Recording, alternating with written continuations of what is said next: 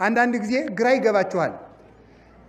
ክርስቲያኖች ድሃ እንሆናለን፣ ሃይማኖት የሌላቸው ሰው ደግሞ ሀብታም ይሆናሉ። ምን አይነት ችግር ነው እንላለን።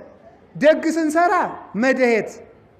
አሁን ደግሞ ሰይጣን ምን ያደርጋል? ለምሳሌ ብዙ የታመመ ቤተሰብ ካላችሁ በጸበል ስትደክሙ ትቆያላችሁ። ጠንቋዩ ስትሰዱት ቀጥ። አንድ ሰው እያለ እኛ አካባቢ የነበርኩበት አካባቢ ማለት ነው እንጂ የተወለድኩበት አይደለም። ትምህርት ስማርበት የነበርኩበት አካባቢ እናለ አንድ ገበሬ ነበርና በሬውን ቢያረገው ቢሰራው አልሄድለት አለ። ኋላ አንድ ጠንቋይ ቤት የሚለዋል የማርያም ለጥመደው አለው።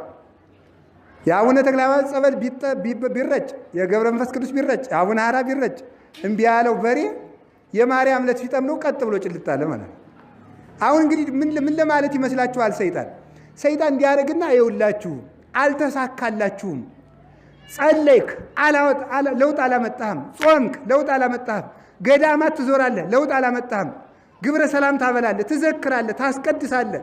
ምንም ያመጣው ነገር የለም። እኔን እኮ ማሸነፍ አልቻልክም ብሎ ተስፋ ለማስቆረጥ ምድራዊ ነገሮችን ሲጎሉብን እግዚአብሔር እንደተወን እንድንቆጥርና እግዚአብሔር ከኛ ጋር እንደሌለ እንድንቆጥር ሃይማኖታችንም ትክክል ያልሆነ እንዲመስለን ለማድረግ የሌሎችን ስኬት እየጠቃቀሰ የኛን ጎደሎነት እየጠቀሰ ክርስትና ትክክለኛ ሃይማኖት አይደለም።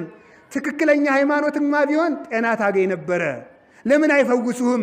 አሁን ዛሬ የሚባለው ፓስተሩ ጸልየው ይፈውሳሉ፣ የእናንተ ቄሶች ለምን አይፈውሱህም ይባላል። ይውላችሁ ሲጀመር ተመልከቱ። ጤና ብላችሁ ከመጣችሁ እናንተ በልቶ ሀጅ ናችሁ ማለት ነው። እንጀራ ብላችሁ ስራት እንድታገኙ ብላችሁ ከሆነ የምትጸልዩት በልቶ ሀጅ። እስቲ በሞት የበልቶ ሀጅ በሉ።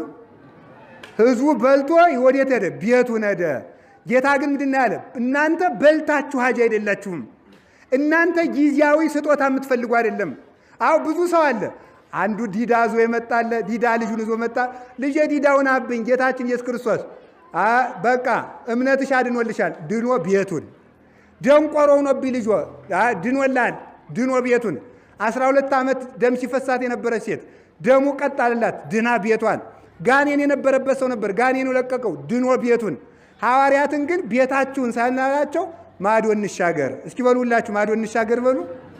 እኛ ክርስቲያኖች የምንኖረው ይዘን ቤታችን ለመመለስ ቤተ ክርስቲያን የመጣችሁት ክርስቲያን የሆናችሁት ቤታችሁን ስትመለሱ ጤና እንድታገኙ፣ ቤታችሁን ስትመለሱ ሀብት እንድታገኙ፣ ቤታችሁን ስትመለሱ ጠላቶቻችሁ እንዲጠፉላችሁ አይደለም።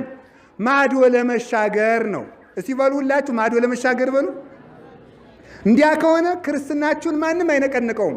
ስለዚህ ነበረ በእውነቱ ቅዱስ ጳውሎስ ምን አለ? ፊልጵስዩስ ምዕራፍ 1 ላይ እናንተ በክርስቶስ ያመናችሁት በስሙ ልታምኑ ብቻ አይደለም መከራ ልትቀበሉ ነው እንጂ አለ። መከራ ልትቀበሉ ነው የተጠራችሁ። ስለዚህ ምንድን ነው ቤተ ክርስቲያን ለምን ትገፋለች? ለምን ቤተ ክርስቲያን ስትቃጠል ዝም ይላል? ለምን ክርስቲያን ይታረዳል? ለምን ይሞታል? እግዚአብሔርስ የት ሂዶ ነው ትሉኝ እንደሆነ ወደ ማዶ እየተሻገርን ስለሆነ ነው። ስለዚህ እኛ ተመልከቱ እዘን የምንመለስ ሳይሆን አብረን የምንሻገር ነን። እስኪ አንድ ጊዜ አብረን እንሻገራለን በሉ። አቤት አቤት አብረን 12 ሐዋርያት ነበሩት ክርስቶስ አይደል?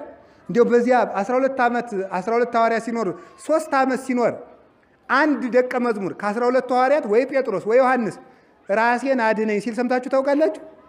አላለም። ሆዴን ይቆርጠኛል ያለ ሰምታችሁ? እውነት ግን ሐዋርያት 12 ውስጥ ቢያንስ አንዱን ሆዱን የሚቆርጠው የለም? ቢያንስ አንዱ እንደ ውጋት የለበትም? ቢያንስ አንዱን ጉንፋን አይዘው? እውነት ግን ሐዋርያት ሕመም የሌለባቸው ሆኖ ይመስላችኋል? ሐዋርያት ቤት የማያስፈልጋቸው ናቸው? እነሱ የሚበረድ ስጋ የላቸው? ፀሐይ የሚመታው ስጋ የላቸው? እሾህ የሚወጋው እግር አልያዙም? ጫማ ላይ አትያዙ ያላቸው ለምንድን ነው? እነሱ አይርባቸውም? የስንቅ አቅማዳ አይኖራችሁ ያላቸው ለምንድን ነው?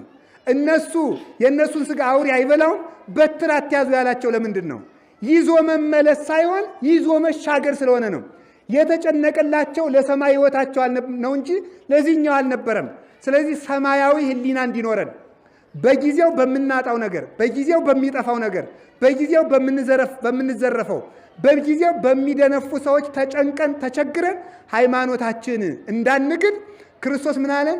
ወደ ማዶ እንሻገር።